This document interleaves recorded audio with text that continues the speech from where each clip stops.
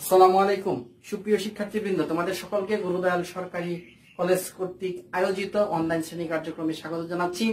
আমি মোহাম্মদ শামীম আহসান, প্রভাষক পদার্থবিজ্ঞান, গুরুদয়াল সরকারি কলেজ। আজকে আমরা উচ্চ মাধ্যমিক পদার্থবিজ্ঞান প্রথম পত্রের নতুন একটি অধ্যায় শুরু করতে যাচ্ছি। আজকের অধ্যায়টি হচ্ছে পর্যাবৃত্তিক গতি, ইংরেজিতে বলা হয় পিরিয়ডিক মোশন। এখন আমরা সর্বপ্রথম জেনে নেই পর্যাবৃত্ত কাকে বলে। পর্যাবৃত্ত মানে হচ্ছে নির্দিষ্ট সময় ও নির্দিষ্ট দূরত্বের বিরতিতে যখন কোনো একটি ঘটনা পুনরায় সংঘটিত হয় তাকে বলা হয় পর্যাবৃত্ত। তাহলে পর্যাবৃত্ত এই শব্দটির সাথে পর্যায় বা পিরিয়ড এই শব্দটি সম্পর্কিত। আমরা পিরিয়ড, টাইম পিরিয়ড এই বিষয়টি আমরা সকলে জেনে আসছি। সেটা যদি আবার আমরা একটু রিপিট করি, যে কোনো একটি নির্দিষ্ট একটি ঘটনা সংঘটিত হতে যে সময় প্রয়োজন বা যে সময়ে একটি নির্দিষ্ট ঘটনা সংঘটিত হয় বা কোনো একটি পর্যায় সম্পন্ন হয় তাকে বলা হয় টাইম পিরিয়ড বা পিরিয়ড। তাহলে এই পর্যাবৃত্তকে আমরা দুইটা ভাগে ভাগ করতে পারি। একটি হচ্ছে স্থানিক পর্যাবৃত্ত আর একটি হচ্ছে কালিক পর্যাবৃত্ত। স্থানিক পর্যাবৃত্ত বলতে বোঝায় যে স্থানের সাপেক্ষে বা নির্দিষ্ট দূরত্বের সাপেক্ষে যখন কোনো একটি পর্যায় সম্পাদিত হয় তখন সেটাকে বলা হয় স্থানিক পর্যাবৃত্ত বা স্থানিক পর্যায়ক্রম। আরেকটি হচ্ছে কালিক পর্যাবৃত্ত বা কালিক পর্যায়ক্রম, যেখানে নির্দিষ্ট সময়ের পরিপ্রেক্ষিতে বা নির্দিষ্ট সময়ের সাপেক্ষে যখন কোন একটি পর্যায় সম্পাদিত হয় তখন সেটাকে বলা হয় কালিক পর্যায়ক্রম। তাহলে দুই ধরনের পর্যাবৃত্ত রয়েছে বা পর্যায়ক্রম রয়েছে, একটি হচ্ছে স্থানিক আর একটি হচ্ছে কালিক।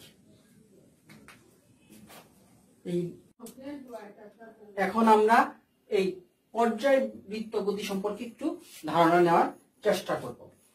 পর্যাবৃত্ত গতির সংজ্ঞাটা হচ্ছে কোন গতিশীল বস্তু কণার গতি যদি এমন হয় যে সে নির্দিষ্ট দিক থেকে নির্দিষ্ট সময়ে একটি নির্দিষ্ট বিন্দুকে অতিক্রম করে, সেই গতিটাকে বলা হয় পর্যাবৃত্ত গতি। ধরো একজন ব্যক্তি এই এ বিন্দুতে অবস্থান করছে, সে এই পথে সম্পূর্ণ পথ ঘুরে আবার সে এ অবস্থানে চলে আসলো, তার সময় লাগলো 25 মিনিট। আবার ধরো এটা একটা চতুর্ভুজ আকার একটি রাস্তা বা পাথ, এই পাথে সে এই অবস্থান থেকে যাত্রা শুরু করলো, আবার সে এই অবস্থানে চলে আসলো এবং তার সময় লাগলো ধরো 10 মিনিট। বারবার তার একই পথে ঘুরে আসতে একই অবস্থানে সময় লাগতেছে তার 10 মিনিট। সে এই অবস্থানে রয়েছে, এটা একটা ত্রিভুজ আকৃতির রাস্তা, সে এই সম্পূর্ণ রাস্তা ঘুরে আবার এই অবস্থানে চলে আসলো, তার সময় লাগলো ধরো 5 মিনিট। সে এই বৃত্তাকার পথ ঘুরে আসতে তার সময় লাগে তার 2 মিনিট, এবং প্রতিবারই একই সময় লাগে এবং একই দিক থেকে সে অতিক্রম করে। এই ধরনের গতিগুলোকে বলা হয় পর্যাবৃত্ত গতি। তাহলে আমরা দেখতে পাচ্ছি যে পর্যাবৃত্ত গতির গতিপথ যে কোনো ধরনের হতে পারে। একটু আগে আমরা দেখেছি যে পর্যাবৃত্ত গতির গতিপথ বিভিন্ন ধরনের হতে পারে। এখন ধরো এটা একটা বৃত্তাকার পথ।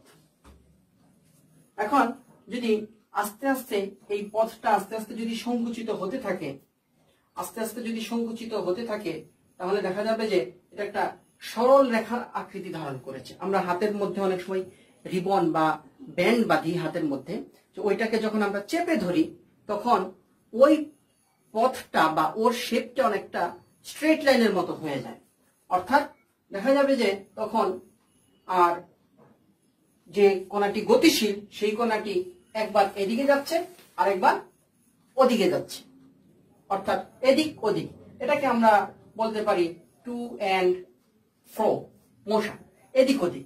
অর্থাৎ কোণাটি এখন আর বৃত্তাকার পথে নেই, মনে হবে যে সরল পথ বরাবর একবার এদিকে যাচ্ছে আর একবার ওদিকে যাচ্ছে। এখন এই গতিটাকেও কি পর্যাবৃত্ত গতি বলা যায়? আমাদের মনের মধ্যে অনেকের প্রশ্ন আসতে পারে যে সংজ্ঞায় বলা আছে একটি নির্দিষ্ট দিক হতে একটি নির্দিষ্ট বিন্দুকে অতিক্রম করে, হ্যাঁ এটাকেও পর্যায়বৃত্ত গতি বলা যাবে। কেন? কারণ সে যদি আমরা বিবেচনা করি সে এখান থেকে এদিকে আসছে, আবার এদিক থেকে আবার এখানে আসলো, তাহলে এখানে আসতে তার সময় লাগলো সম্পূর্ণ পর্যায়ে t/2, আবার এদিকে যেতে তার সময় লাগলো t/2। এখন এদিকে আসলো, এসে আবার এখানে পৌঁছলো, আবার নির্দিষ্ট সময় পরে একই দিক থেকেই কিন্তু এই বিন্দুটাকে সে অতিক্রম করছে, অর্থাৎ t সময় পর।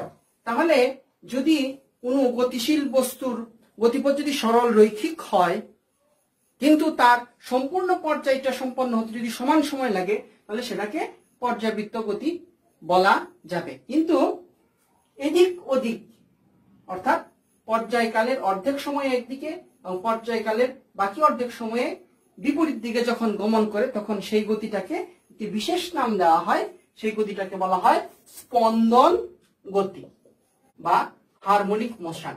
অর্থাৎ এই স্পন্দন গতিটাকে বলা হবে পর্যায়বৃত্ত গতির একটি সাবসেট। তাহলে স্পন্দন গতির সংজ্ঞাটা আমরা যদি দেই তাহলে কেমন ভাবে দেওয়া যায়, যে পর্যায়বৃত্ত গতি সম্পন্ন কোন বস্তু কণার গতিপথের পর্যায়কালের অর্ধেক সময়ে একদিকে যাবে এবং পর্যায়কালের বাকি অর্ধেক সময়ে বিপরীত দিকে গমন করবে, এই ধরনের গতিকে বলা হবে স্পন্দন গতি।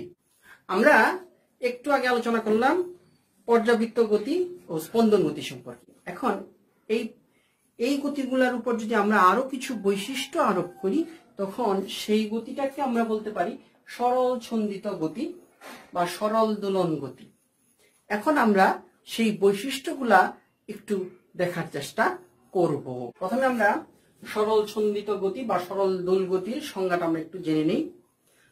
পর্যাবৃত্ত গতি সম্পন্ন কোনো কণার উপর ক্রিয়াশীল ত্বরণ বা বল সাম্যাবস্থান হতে সরণের সমানুপাতিক ও বিপরীতমুখী হলে ওই গতিটাকে বলা হয় সরল ছন্দিত গতি। তাহলে সংজ্ঞা থেকে আমরা এই বৈশিষ্ট্যগুলো লিখতে পারি। আমরা প্রথমে কি বলছি, যে পর্যাবৃত্ত গতি সম্পন্ন কোন কণা, অর্থাৎ সরল ছন্দিত গতি হবে কার, যে কণাটা পর্যাবৃত্ত গতি সম্পন্ন, এবং সেটা কি হবে স্পন্দন গতি, এবং তার গতিপথ হবে সরল রৈখিক। গতিপথ হবে সরল রৈখিক, ত্বরণ সরণের সমানুপাতিক ও বিপরীতমুখী। এখন আমরা কোন গতিশীল বস্তুর সরণ যখন আমরা ক্যালকুলেট করি বা হিসাব করি তখন একটা রেফারেন্স পয়েন্ট থেকে সরণ ক্যালকুলেট করতে হয়। তাহলে এখানে আমাদের উল্লেখ করতে হবে যে ত্বরণ সাম্যাবস্থান হতে সরণের সমানুপাতিক, অর্থাৎ সরণ যে সরণটা আমরা ক্যালকুলেট করব সেটা কোন অবস্থান থেকে ক্যালকুলেট করব, আমরা সাম্য অবস্থান হতে, সাম্য অবস্থান হতে সরণের সমানুপাতিক এবং বিপরীতমুখী। আর ত্বরণ নির্দিষ্ট বিন্দু অভিমুখী সর্বদাই, এবং সেই নির্দিষ্ট বিন্দু হচ্ছে এই সাম্য বিন্দু। নির্দিষ্ট বিন্দু বলতে বোঝাচ্ছে সাম্য বিন্দু। তাহলে পর্যাবৃত্ত গতি সম্পন্ন কোন কণার যদি এই বৈশিষ্ট্যগুলা থাকে তাহলে আমরা তাকে বলতে পারবো কি সরল ছন্দিত গতি বা সরল দুল গতি। আমরা চিত্রে একটি স্প্রিং লক্ষ্য করছি। এই অবস্থায় আমরা যদি এই তিনটা চিত্র একটু মার্কিং করি, চিত্র নাম্বার 1, 2, 3, চিত্র 1-এ একটি স্প্রিং সাম্যাবস্থায় আছে, অর্থাৎ এখানে কোনো বল প্রয়োগ করা হয়নি। এখন যদি আমরা স্প্রিংটিকে যদি সামান্য একটু টেনে ছেড়ে দিই তাহলে তার মধ্যে সে গতিপ্রাপ্ত হবে এবং সে উপরে নিচে দুলতে থাকবে, উপরে নিচে দুলতে থাকবে।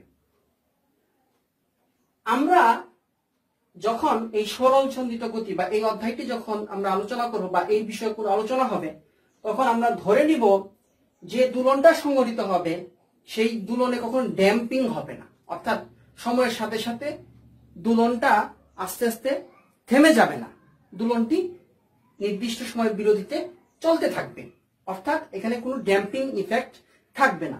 তাহলে আমরা যখন নিচে টেনে ছেড়ে দিলাম তখন সে একবার নিচে আসবে, সাম্য অবস্থান অতিক্রম করে একবার নিচে আসবে, আর একবার সে উপরে যাবে।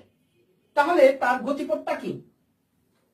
সরল রৈখিক, এবং সেটা একটা স্পন্দন গতি। কারণ যখন সে নিচে আসলো আবার সে উপরে গেল, এই সময়টুকুকে বলা হয় পর্যায়কাল। তাহলে এই পর্যায়কালের অর্ধেক সময় সে নিচে আসবে, বাকি অর্ধেক সময় সে উপরে যাবে। আবার বলা হচ্ছে কি, ত্বরণ সাম্য অবস্থান হতে সরণের সমানুপাতিক বিপরীতমুখী। এই জিনিসটা আমরা একটু বোঝার চেষ্টা করি।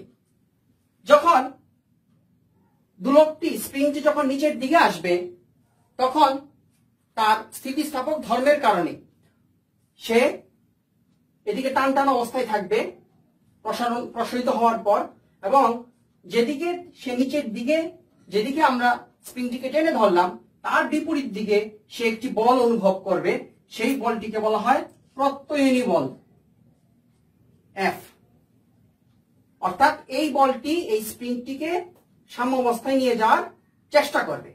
আবার যখন এই স্প্রিংটি যখন সে দুল খেতে খেতে উপরের দিকে উঠে যাবে তখন এই স্প্রিং এর যে রিংগুলো আছে সেগুলো সংকুচিত হয়ে যাবে এবং সে সাম্য অবস্থান হতে উপরে উঠে যাবে।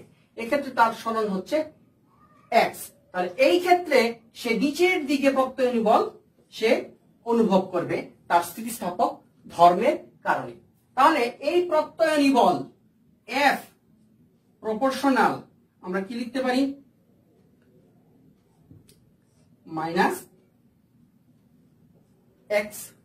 অর্থাৎ যেদিকে সরণ হচ্ছে প্রত্যয়নী বল তার বিপরীত দিকে। তাহলে আমরা কি লিখতে পারি? F equal to minus K X. তাহলে আমরা কি জানি? F equal to M A equal to minus K X. তাহলে A equal to minus K by M X. তাহলে কে বাই এম এটা নির্দিষ্ট একটি স্প্রিং এর জন্য ধ্রুবক। তাহলে এটাকে আমরা লিখতে পারি এ প্রপোর্শনাল মাইনাস এক্স। তাহলে এই ত্বরণ হচ্ছে সরণের সাম্যাবস্থান হতে সরণের সমানুপাতিক এবং বিপরীতমুখী। আর এই ত্বরণ সর্বদা নির্দিষ্ট বিন্দু অভিমুখী, কারণ এই প্রত্যয়নী বলের কাজই হচ্ছে তাকে সাম্যাবস্থায় নিয়ে আসা। আর তাহলে আমরা বলতে পারি যেহেতু এফ ইকুয়াল টু এম এ, সেজন্য আমরা বলতে পারি ত্বরণের সর্বদাই কাজ করবে কোন দিকে? সাম্য অবস্থানের দিকে। তাহলে এই যে স্প্রিং এর যে গতি এটা একটা সরল ছন্দিত গতি বা সরল দুল গতি। আজকের ক্লাসে আমরা পর্যাবৃত্ত গতি, স্পন্দন গতি, সরল ছন্দিত গতি কি এবং গতির বৈশিষ্ট্য, সরল ছন্দিত গতির বৈশিষ্ট্যগুলো সম্পর্কে আলোচনা করলাম। আমরা আগামী ক্লাসে ইনশাআল্লাহ সরল ছন্দিত গতির সাথে সম্পর্কিত বিভিন্ন ধরনের রাশি সম্পর্কে আলোচনা করার চেষ্টা করব ইনশাআল্লাহ। ততদিন পর্যন্ত ভালো থাকো, সুস্থ থাকো। আসসালামু আলাইকুম।